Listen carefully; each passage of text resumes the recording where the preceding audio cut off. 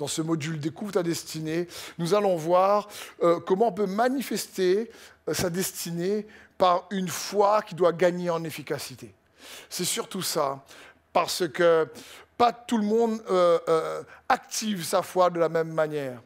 Philémon 6, puisqu'il n'y a qu'un seul chapitre, l'apôtre Paul s'adresse à Philémon et il dit ceci.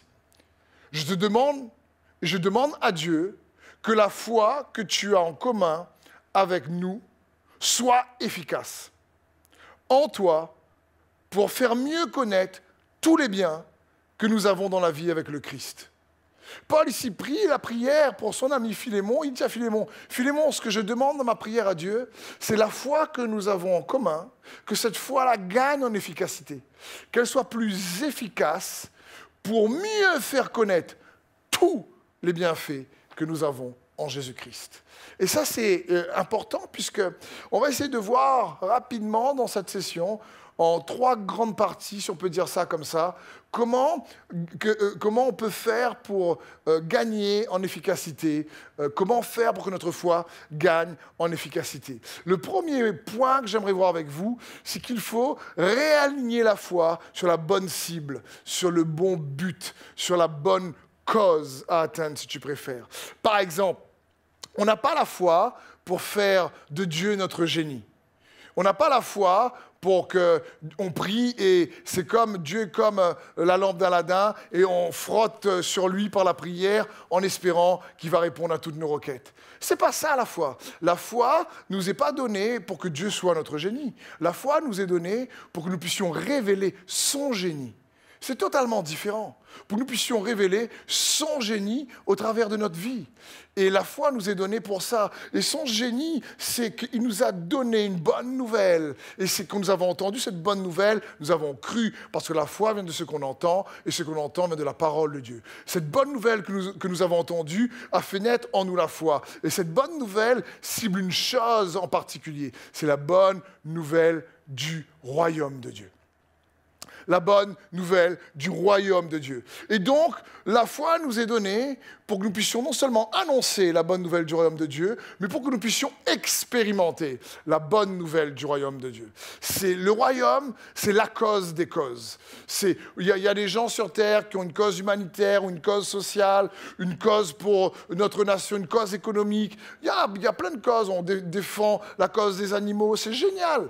Mais la cause des causes, c'est celle du royaume de Dieu. Et si nous avons la foi, c'est surtout pour défendre cette cause. C'est surtout pour démontrer, manifester cette cause. C'est ça qui est important. Il nous faut donc réaligner notre foi sur cette cause. Parce que quand quelqu'un arrive à réaligner sa foi sur cette cause qui est le royaume de Dieu, alors il découvre que même les moments difficiles passés peuvent être transformés en leçons pour un plus grand impact dans le futur.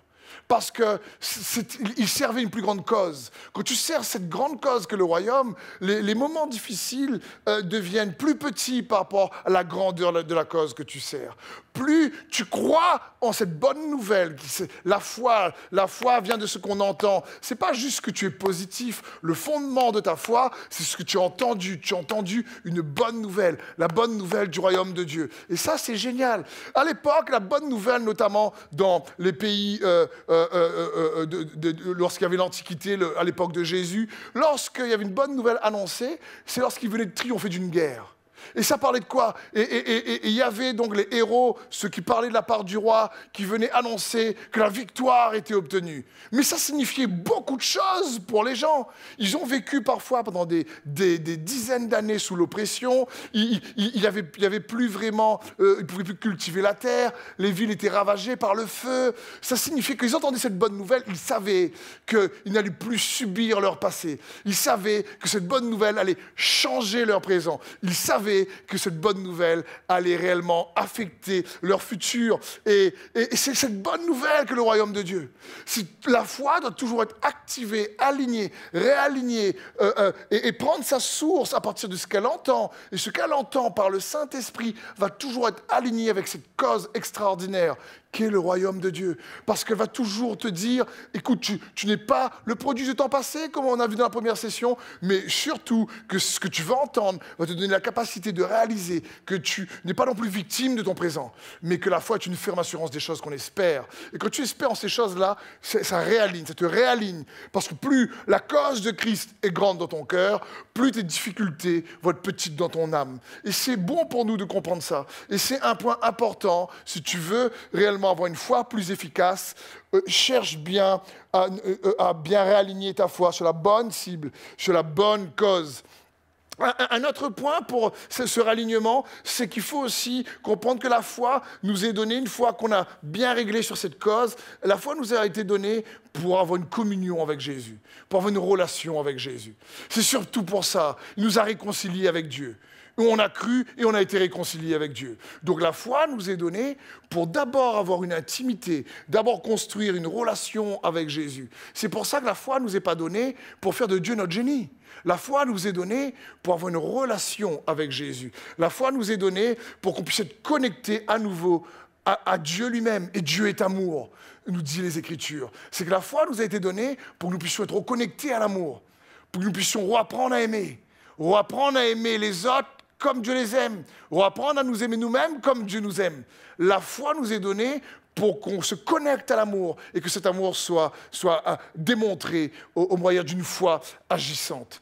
Et ça, c'est important. Donc, il y a une question de priorité lorsqu'on parle de réaligner la foi. C'est d'abord, tu la réalignes avec cette immense cause que le royaume de Dieu. Et ensuite, tu n'oublies pas que la priorité de la foi, c'est d'avoir une intimité avec Dieu, de te connecter à l'amour, parce que plus on grandit dans la foi, plus on doit aussi grandir dans l'amour. Comme dit l'apôtre Paul dans 1 Corinthiens 13, si j'ai la foi pour déplacer les montagnes, mais je n'ai pas l'amour, alors je ne suis rien.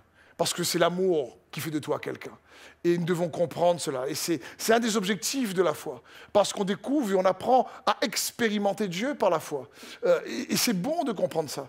Donc pour que la foi soit plus efficace, premier point, réaligner par rapport à la cause et réaligner par rapport au fait qu'on doit avoir une communion avec Dieu.